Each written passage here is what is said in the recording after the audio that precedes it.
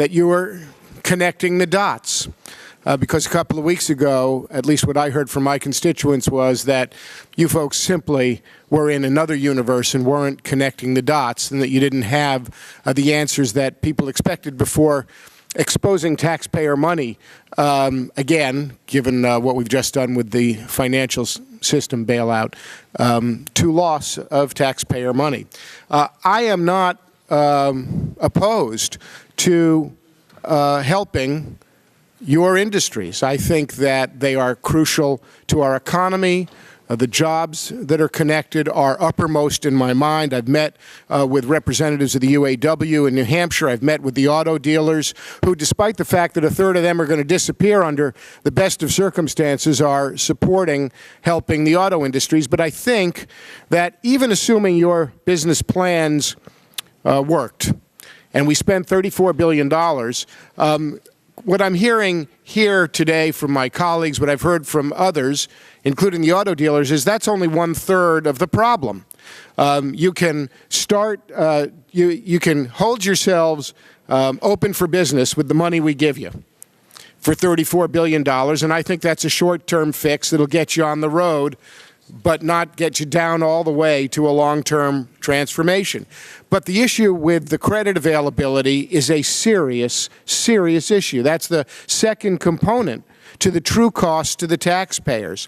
And so you've heard from the ranking member and the chairman that there is support for the idea, perhaps, of the transformation to bank holding companies in ILC, and also from other members about accessing the TARP funds. What amount of money do you put on the need of the credit companies, whether it's spent in an asset purchase program or direct injection or whatever Secretary Paulson comes up with as Plan A, B, C, or D? What amount of money for the credit companies do you see as necessary?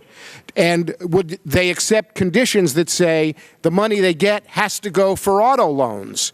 As opposed to what we did with the bailout where the banks are sitting on the money. That's question number one. And number two, don't you think we also are going to realistically need incentives for consumers who are worried about losing their jobs, losing their houses, and are frankly concerned about spending $30,000 or $40,000 on a car purchase? And if that's going to be required, what's the dollar amount? What's the plan for that? How do you think it ought to happen? And aren't we really talking about a really much bigger number than $34 billion when those are factored in? Well, let me first of all, sir, answer the first part of your question. Chrysler Financial is that's what they do. It is the easiest and the cleanest allocation of funds that you'll see. They basically provide about 70% of consumer loans and close to a similar amount of floor planning. Our dealers have been tremendously disadvantaged relative to the rates as we went out and got a new conduit of what they have to pay. So in some of the stipulations relative to termination of lease program took 20% of our volume away. The fact that the dealers now cannot floor plan beyond 1 year has imposed additional hardship on them. So the support for our financial institution, the financial arm of our company, is critically important. The short-term request was about, for us, for Chrysler, was about $1.6 billion for wholesale. That request is in, and another couple of billion to support retail, so that when consumers come in, they can get competitive rates and they have access to loans. Today, at a 700 to 750 FICO score, at least our consumers, the hard-working men and women of America that buy our products, just aren't qualifying. So is Chrysler's answer $4 to $5 billion on the credit side? That's the current request that is in today. And do you think that's sufficient under the current circumstances? If that, along with getting ILC, that will allow us then to sell paper to increase the capacity, and we'll be able to get that flow going back through Chrysler Financial, supporting our dealers, supporting the consumers. GM, Ford?